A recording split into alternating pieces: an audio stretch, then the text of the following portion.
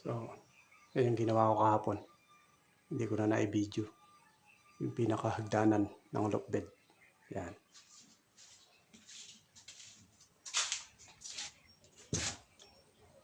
Yan.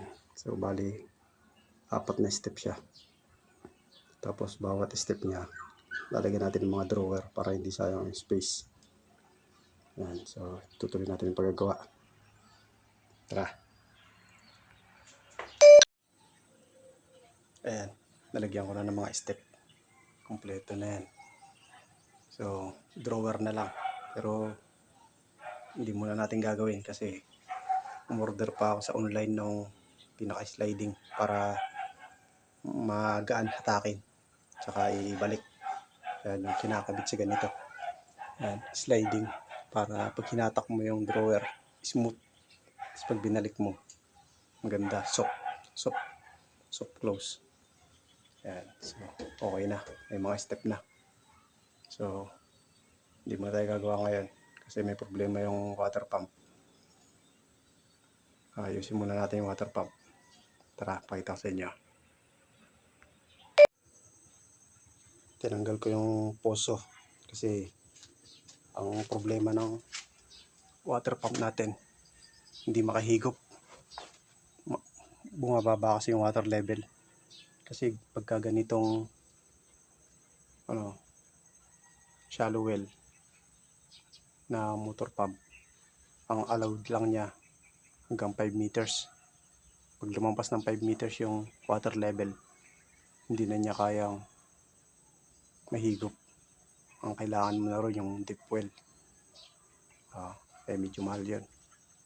Kaya ang gagawin natin, pinanood ko sa YouTube kung paano masusolusyonan yun. Ang kinakailangan, maglagay tayo dito ng straw.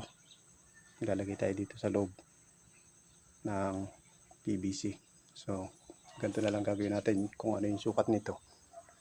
Yung maglalagay tayo dito ng straw. Yan, siguro 2 pirasong PPR. 14 feet ang isa nito eh.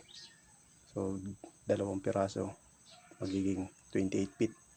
Bali mga ano na yan, 4 meters, 8 meters. Ayan. So, malalim na yun. Siguro naman hindi na may hirapan yung makina. Bali, sinukat ko rin yung water level nito ngayong tanghali. 4 meters siya. Kaso pag umaga, parang mababa ang water level pag umaga. Kaya bukas ng umaga, susukatin ko ulit kung consistent lang yung water level niya, kung hindi bumababa, hindi tumataas. Ayan. Kaya pansamantala, babalik ko muna tong poso para may magamit ako. Bukas ko na ito lalagyan ng straw.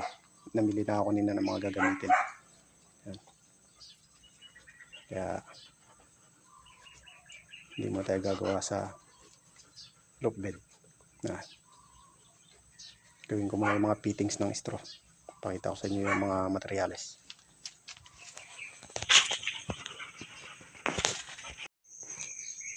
Ito, kakailanganin natin ng foot valve. Ayan, para masala niya yung tubig papasok. Ayan. So ito yung 2 PPR natin. 14 feet. Ayan, mahaba na yan. Siguro naman hindi na siya mahihirapan humigop yung ating water pump. Ayan, so naglagay ako dito ng male adapter. Ayan. Bali 3/4 lang to. 3/4 lang para sukat na, para hindi na tayo magre-reducer. Ayan, so kakabit natin dito yan. Tapos pagdudugtungin natin itong dalawa, itong coupling. Ayan. Tapos dun sa kabilang dulo naman, lalagay ulit tayo ng male adapter. Ay, hindi pala. Female adapter pala dyan. Ito pala. Female adapter pala dun sa kabilang dulo. Kasi, ikakabit natin to. Yung GI. Ayan. Bang ganyan siya. Ayan, pag ganyan. Tapos ito yung pinakatakip niya sa ibabaw. Tapos dito na tayo kukonekta ng fittings natin papunta sa water pump. Yan, so papakita ko na lang sa inyo pagka ginawa ko na. So, kakabit ko na muna yung poso para may magamit akong tubig. So, ganun na lang ulit. I-update ko na rin kayo pagka may mga nagawa na ako.